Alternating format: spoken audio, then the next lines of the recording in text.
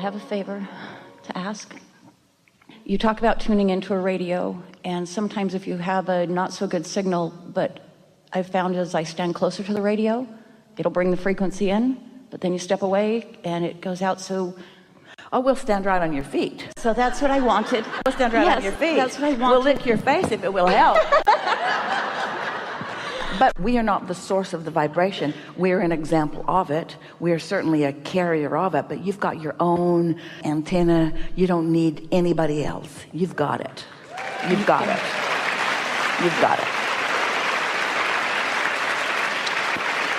I do know this would help, because this is what brought me over the bridge and saved me and moved me forward, was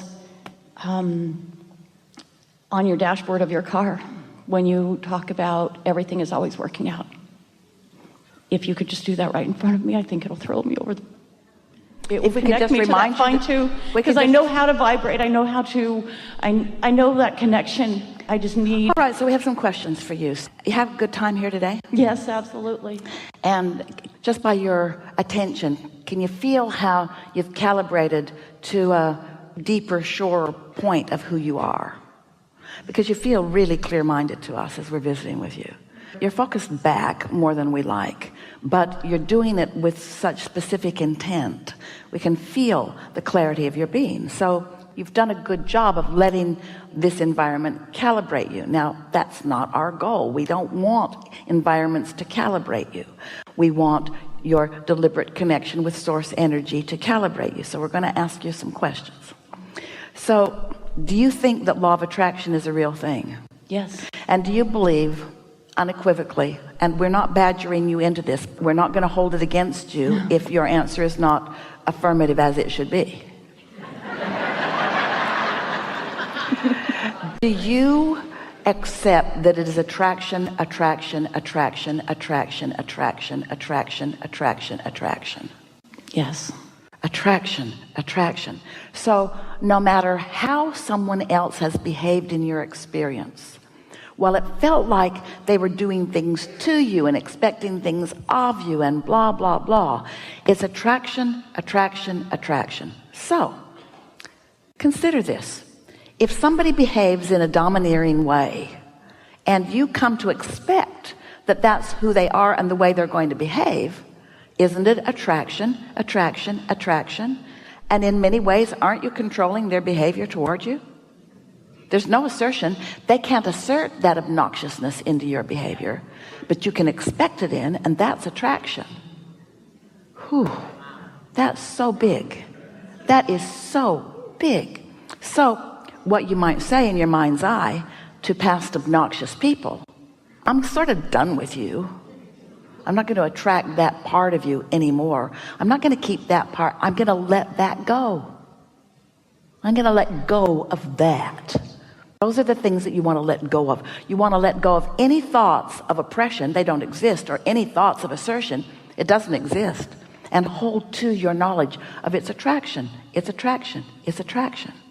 Sit in your room or wherever you want to be and deliberately focus upon things that light up your light board, and then think of yourself going out into the world and things just lighting up around you that match who you are. And don't try to make it perfect every single day or every single moment. Just be aware of what's lighting up. There are two ways of knowing what you've got going on vibrationally. One is how you feel, that's pre-manifestation, and the other is what happens, that's post-manifestation.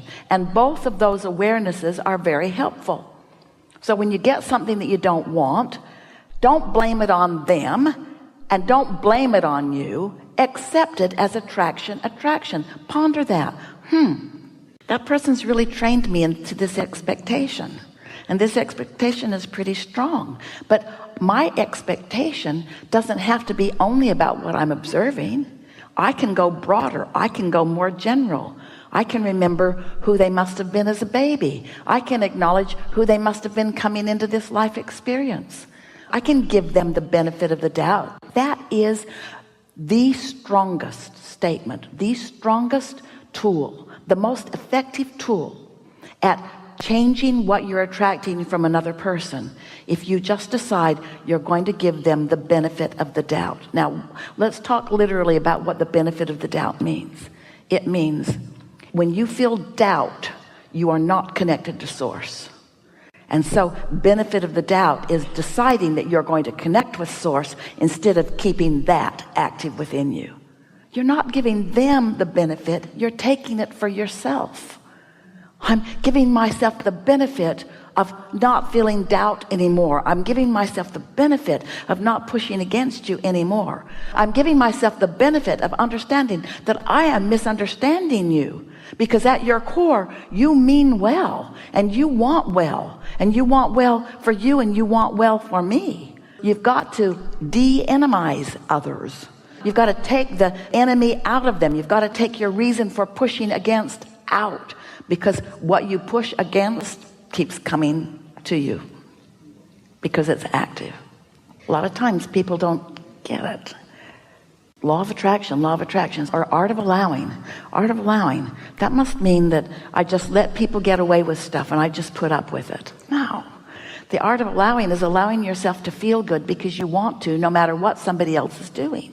And that takes some practice, because before you can not care what somebody else is doing, you've got to render it unimportant. And the way you render it unimportant is because it's unimportant. Because they can't attract for you. So what they think about you is not any of your business. Terry Cole Whitaker put that in her book title. What you think of me is none of my business. Best book title ever. What you think of me is none of my business. But if I make what I think you think of me, I don't even know for sure what you think of me. I've just got my version of what I think you think of me.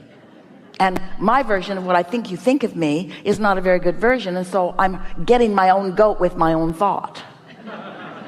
See? Helpful? There. Something more? One last. Yeah. Can I just, how do I let that part of him, how of it go? Would loving, do I have to love it? Do I have to? Well, we're not asking you to eat ground glass and like it. That's a good metaphor. It is, isn't it? Yeah. We're not asking you to eat ground glass and like it. We're asking you to understand that you don't have to eat the ground glass, and that the ground glass really doesn't want you to eat it, and that there's no value in it. There's no virtue in it. There's no value in martyrdom. It's just a habit. It's just a habit. So I could just walk away from it. Not all at once. Unlikely. If we tell you that, then you'll just be mad at yourself when you don't do it tomorrow. But we didn't ask you to just walk away from it. We asked you to find something else to think about. And when you find something else to think about, did you ever see a parent distracting a child with something else? They want to go over there, so you wave something over here and then they go over there. It's kind of the same thing. You want to distract yourself toward what feels good to you. But some of you have some pretty heavy-duty beliefs in sacrifice and suffering that you picked up from others who were sacrificing and suffering. And then they convince you that a virtuous person always suffers and sacrifices. And we say, it's not virtue that makes you suffer and sacrifice. It's a misunderstanding. Because suffering and sacrificing, those feelings of suffering and sacrificing, are you pinching yourself off from your inner being who never suffers and never sacrifices. Your inner being will not join you in your negative condemnation of yourself or someone else. And the very fact that your inner being will not go there with you is why it feels so bad when you go, because you go without your inner being. Now, if your inner being were really living the rules that most humans are applying to each other, your inner being would come there and suffer and sacrifice with you. But your inner being will not. If your inner being would come, then there would be no separation between you and you wouldn't feel bad. Did you get that? So the very suffering itself is evidence of your rightness. The very sacrificing, suffering feeling is the very evidence that your inner being sees you entirely differently than that. So in that moment you can say, well, I can continue this, or I can try to see myself more as my inner being sees me. I got clarification just then. My inner being is not going to come where I'm at.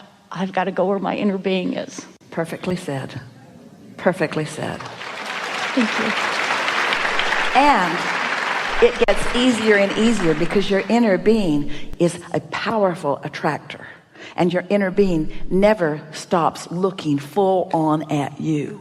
And your inner being never for a moment stops knowing your value. So even though you come and go, your inner being is a strong signal that is always there to calibrate to.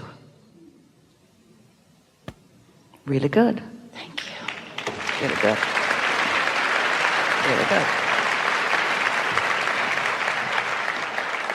So we've enjoyed this interaction more than words can explain to you, but maybe you're getting some of the feeling of it when you tune in to who you really are and you translate the feeling, the vibrational frequency of your inner being back into your physical consciousness.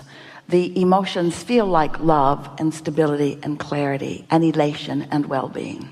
We know for sure that you are in a different vibrational place than you were when we began.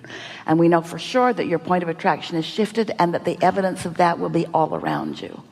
We know that you've intellectually understood this, but we ask you not to try to remember it, because this isn't an exercise in memory. This is an exercise in having calibrated there, so it will be easier to do it again. There's no homework and there's nothing to fuss about with this. Life experience is going to help you to the next and the next and the next. You're doing extremely well, and we are eager about what is coming next for you, because what comes next for you comes next for us as well. There is great love here for you, and for now we are convinced.